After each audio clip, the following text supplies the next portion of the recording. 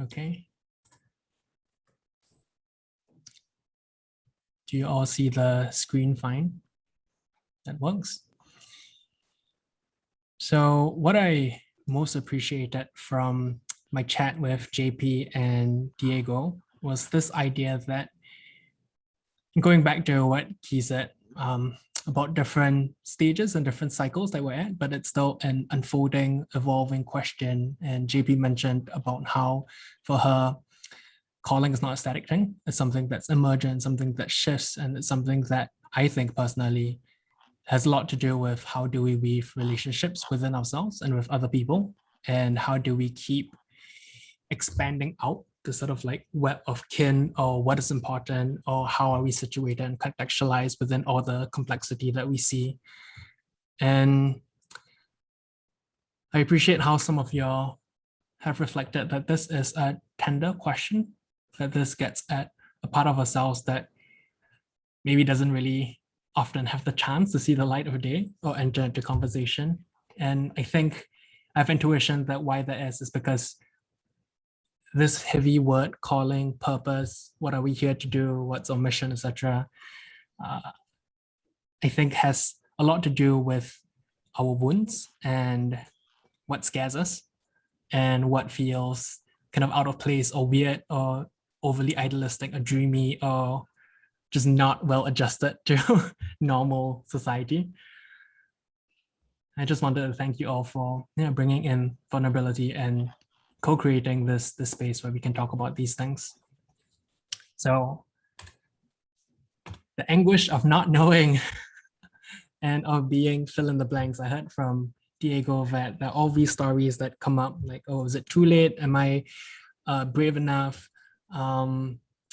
Etc. And for myself, I can speak for myself, like my greatest fears around this is that I am self-centered, I am immoral, I am guilty, I am not in touch with reality and my privilege and my position to all that is going around in the world, and my head is in the clouds. So this is a question that's been close to my heart, and it's been something that I've been tracking for the last couple of years. And yeah, I'd like to open with this feeling of why is this so painful and why is this so nerve-wracking and why is this so something that we keep turning over within ourselves and something that rests uneasily for most of us. And I think a lot of this question is because we don't quite actually know what matters most to us. Most times we deceive ourselves, and most times we're running away from what actually matters to us. And this is the ACT matrix. And I think what I want to do in this session is not to go too hard on what are these tools and what are these frameworks. I put the links up and I'll be very happy to chat with any of you if you are interested. But this basically is an orientation to how do we stay in acceptance and a mindful, heartful, compassionate witness to everything that comes up. And this, I think, is encapsulating what our conversation is about. What are we moving towards on our day-to-day lives? How do we position ourselves that we witness the parts that take us away? And how do we slowly inch towards what is our idea of what is most important to us? I think most important can be seen from various different angles. And I think that's what scares me. For myself is my own story is that for many years of my life, I wanted to be a short story writer. And Key would know this because we were schoolmates in university. Until the point that I stepped out kind of like the bubble of thinking about myself as just myself, but me in the world, and me in the world of these broad sort of like overarching decades, actually not even decades, like millennia long trends and patterns that have gotten us to this momentous occasion now. Some people call it the great unraveling, some people call it the great turning. But to feel yourself like pressed up against the membrane of that, like suddenly short story writing didn't feel like a genuine answer for me. So that sphere of how I was relating to the world, to how wide my sense of kinship was, that expanded within those couple of months, or maybe a year, in which I was very much inspired by my girlfriend, who's a climate activist, and our web of friends, and that kind of broke me for a bit. So I had to reconceptualize like what matters most to me, and also how do I prioritize things. I think that's the painful question when we have to make sacrifices for what's most important for us. And this picture is, for me, symbolic of this idea of an ecosystem. I think if you like to read more about this word that I use, psycho-ecological niche, this is something that Bill Plotkin uses a lot. And the main idea of this is that if you look at animals or if you look at plants, perhaps the differentiating factor between us and plants, Bill Plotkin says, is that we have the sense of ego, the sense of self-consciousness of mind. And you can see how within nature, each animal from birth is so deeply interconnected, intertwined with a certain unfolding sense of what it means to be a leopard, what it means to be a parrot. So he uses the example of monarch butterflies. How can they fly cross-continent and know exactly where to land? He uses the examples of a squirrel, right? And the squirrel, in living out its ecological niche, is creating, it's affirming, it's increasing the diversity and complexity and the flows of value within its own niche, which is also interrelated with all the other animals that it lives with in the ecosystem. And so when I think about this idea of niche and this idea of relationality and this idea of kin, I think that frame helps me to see that this question is not something that is purely just coming out from an insular kind of point of view. But for me, it's been very helpful to see this as a dance, a dialogue, and also this emerging, unfolding kind of context in which I am making kin, I am relating to more parts of myself, maybe parts of myself that I push away in the shadow, more parts of the world. And this is also in my own sort of journey, how do I include my mental or heart model of the world to include people who don't look like me, who don't have a similar background as me. So people in the global south, people on the front lines of climate change as we know it. How are these things kind of like my own personal blind spots, and how my own parts prevent me sometimes from wanting to engage in that because it's too painful. So the ecology of self within all the parts that constitute who we are, how we feel, how we evolve, how we change, and also how that is relating with other people's parts and like triggering us and setting us off and the world, and the more than human world as well, and also the spiritual and mythical and religious world. And a pattern that I found helpful for me is Joanna Macy's spiral of the work that reconnects. And I think why this has been so profound for me is that the pattern of gratitude, of being present to the time that we're currently in this very slim moment of time, that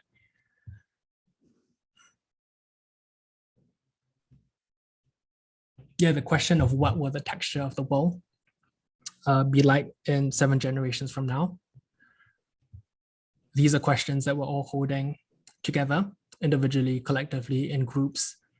And this weight can be kind of heavy, but to be grateful, to use gratitude as a resourcing tool,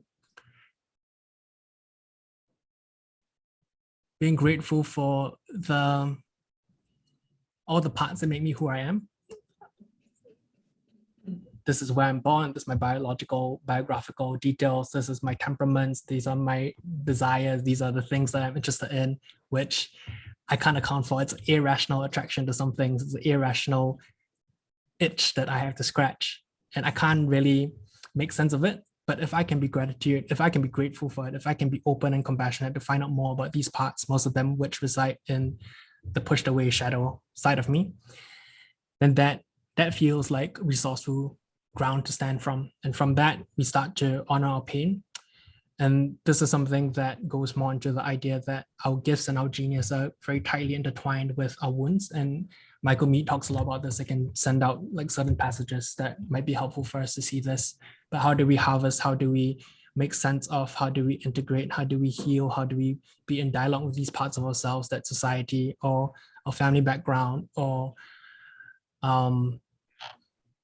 all the factors that make us divide parts of ourselves and say that, okay, this is functional, this makes sense, this part of me allows me to feel like I'm good or moral, that I am okay in the world, and all the other parts that are like screaming in the background, like, let me be heard. How do we honor that, the pain of that? And how do we see with new eyes? And how do you go out from there? And so this wheel that we see is Bill Plotkin's map of the self. So intrapersonal view of the self and subpersonalities, and how this to me maps onto Joanna Macy's spiral is that the deepest parts of ourselves are kind of holding the most psychic energy. And depending on who we are, there are several deep fault lines that run through us. So these fault lines are things that might be, I mean, I'm just going to use Julian as an example, right? You talk to him, it's like education. That's his fault line. And Julian, if you don't mind me sharing a bit about yourself, I know that this is because he has had some formative experiences around education when he was young. And he would say, and I would think that these experiences have not been wholly positive, that these experiences are tinged with pain, are tinged with a sense of being out of place. And for me, my own thing is like, yeah, for those who know me, I'm super interested in like the esoteric kind of parts of the world. What does it mean to be intertwined and to be in communication with the more than human world? What would that mean to our metaphysics? What would that mean to our understanding of how we are relating to the world and kin, right? But for me, this is all like the shadow parts of me, because that's the kind of stuff that I don't want to touch, because it's scary, because my subpersonalities of my loyal soldiers, right? My lion tamers, my inner critics will be like, oh, you bad person, you're like super irrational, you just want to like fly off in the cloud somewhere and, I don't know, do your own thing and not be of practical, tangible use to the world. And then my escapism, my addicts are like, oh, I don't want to touch this because it's too painful, so I'm just gonna watch Netflix and waste my time. And my wounded children's like, oh, why doesn't the world ever see me for who I truly am? Why is my family like this, etc., etc., etc. So these are all, I think, windows for us to start to feel into where the energy might be. And I think in our opening meditation, the part of ourselves that holds the most energy, that holds the most potency, I think, are often guarded with protective mechanisms, or there's an encrusting over of defense mechanisms.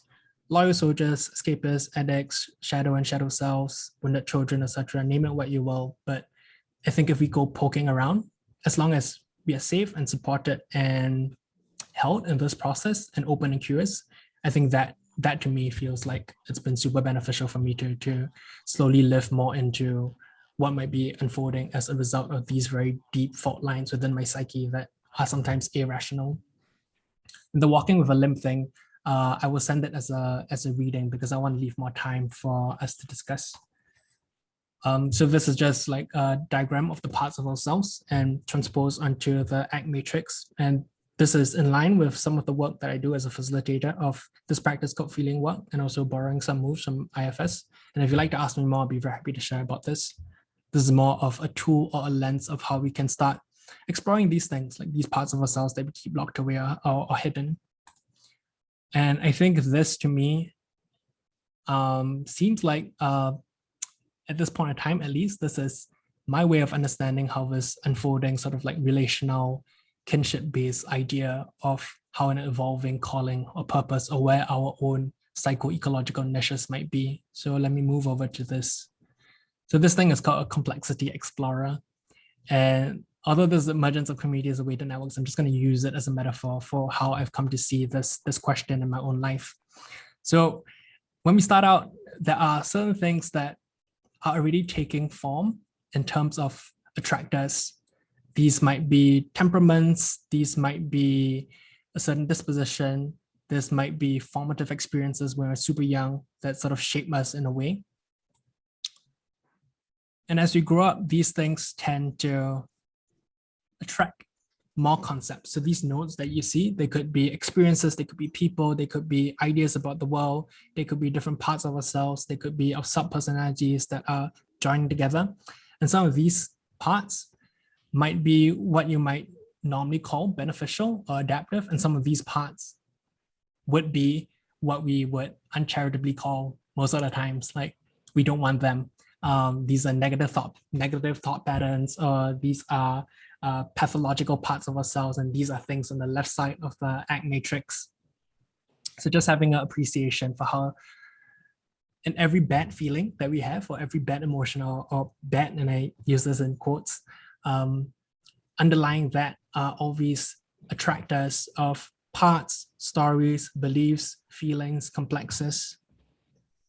And as we can see that these things change. These things change because some of them lose power over time, or some of them because of our work, inner work, our own searching, our own relationships with others and talking about it can tend to depolarize some of these parts or weaken some of these links and also strengthen some of these parts. So as we go on our journey and we feel into what's coming up in our situation, in our context, in our environment, in our ecology, as that sphere of ecology and what we can meaningfully relate to increases, the complexity of this map of ourselves increases as well. And soon things start to clump together in interesting ways. And this is the thing that I'm not too sure of myself, like how much of this is essential, like how much of this is totally unexplainable because maybe it is just stuff that comes up from our very deep psyche that has such a strong attractive pattern, and how much of this is by our nurture, right? By the things that we read, by the communities that we're part of, by the family situation they grew up in. And I think for me, I'm content, at least now, to say that it's both and all of the above. And I don't need to know too clearly about what is what, and just to have an open appreciation for this unfolding complexity of what's going on in my life. And if we start looking at this model and expanding it further, then it's not just my own personal stuff that is being attracted or being broken apart. That is the terrain for me to meaningfully and skillfully, artfully navigate through. It's also all these other concepts and persons and people and communities that are out of my sort of like internal sphere. So I use the example of me being cracked open almost by this feeling that, yeah, the world is super complex, super complicated. There's so much bad stuff that's been happening for super long. And it's just that I've grown up in a privileged environment that I haven't had to contend to it. So all of a sudden, all these like new notes started popping up, and it was super stressful. I didn't know how to account for them. And this is where I feel there is that two-eyed. So two-eyed seeing is a concept that is used in Mi'kmaq. Hopefully I'm not butchering it. Mi'kmaq people, who are First Nations people who live on the northeastern side of the US. They use this term to sort of show, or to sort of encapsulate the idea that it's not rationality versus irrationality or irrationality. It's not science versus religion or myth or spirituality, but rather how do we think about what's in between the spaces, or what is formed in the fields that are generated from using whatever binaries that we think that they are. Maybe they're not binaries. Maybe they don't have to be too polarized. But if we can start leaning into that and using that as a useful raft, like a raft of belief or a raft of, so when I use raft, it's like whatever we assemble, helpful thought patterns, helpful mental models, helpful communities, helpful tools in our work, helpful ways of seeing, and also reading things, right? Reading things that expand your view, reading things so that you're not blindsided, reading things so that you're covering your blind spot. So I talked about my own blind spot, which is the whole decolonization kind of thing. So using that and constructing that into a raft that works for you. It doesn't have to be like super pristine or super like a marvel of modern engineering.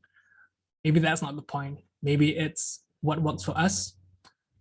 And so for me, I've been a bit more kinder to myself to like, okay, so you have an irrational attraction to esoteric kind of stuff or spiritual woo-woo kind of stuff. Maybe you don't have to like kind of go to a hard line to say like, yes, you definitely need to believe, and you definitely need to accrue all the scientific proof so that you can stand behind your values. But maybe this is a raft of myth, my own personal myths and mental models that help me to traverse this terrain meaningfully for me.